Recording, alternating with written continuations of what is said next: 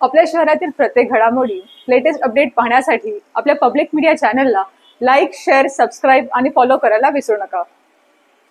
मराठी को क्या बोला वो क्या बोला तू क्या बोला तू क्या बोला क्या बोला बदलापुरातील एका परप्रांतीय फेरीवाल्याला मनसैनिकांनी बेदम चोप दिल्याची घटना घडली आहे। या परप्रांतीय फेरीवाल्यानं मराठी भाषेला आणि मराठी माणसांना शिवीगाळ करत अपशब्द वापरले। बदलापूर पश्चिमेच्या स्टेशन परिसरात हा फेरीवाला बसतो। या फेरीवाल्यावर बदलापूर पालिकेकडून आज कारवाई सुरू असताना त्यानं मराठी भाषेबद्दल आणि मराठी माणसाबद्दल शिवीगाळ करत अपशब्द वापरले।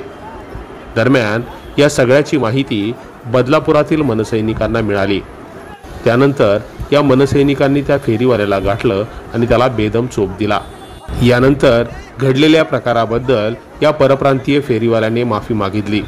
मात्र महाराष्ट्रात राहून महाराष्ट्रात व्यवसाय करून आपला उदरनिर्वाह करत असताना मराठी भाषेला आणि मराठी माणसाला कोणत्याही प्रकारे अपशब्द वापरल्यास सगळ्यांना असाच धडा शिकू असा सज्जड इशारा मनसैनिकांनी दिलाय। अतिक्रमण हटवत असताना एका उत्तर भारतीयाने त्यांना शिवीगाळ केली आणि त्याचबरोबर मराठी भाषेला त्यांनी शिवीगाळ केली, मराठी माणसाला त्यांनी शिवीगाळ केली।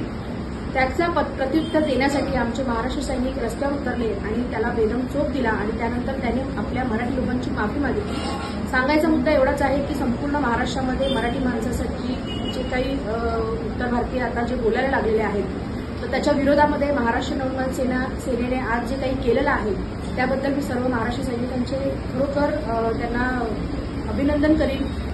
चांगलं काम त्यांनी केलेलं आहे की पोलिसांनी ह्या होणाऱ्या सर्व घडामोडींवरती बारीक लक्ष ठेवावं, कारण पुढे भविष्यामध्ये जाऊन हा उत्तर भारतीयांचा जो मुद्दा आहे हा बदलापूर शहरामध्ये नक्कीच मोठा होईल।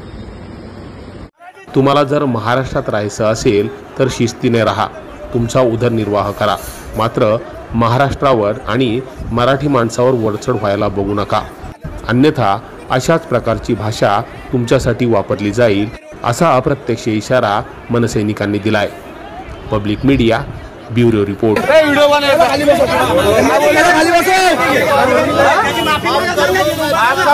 मराठी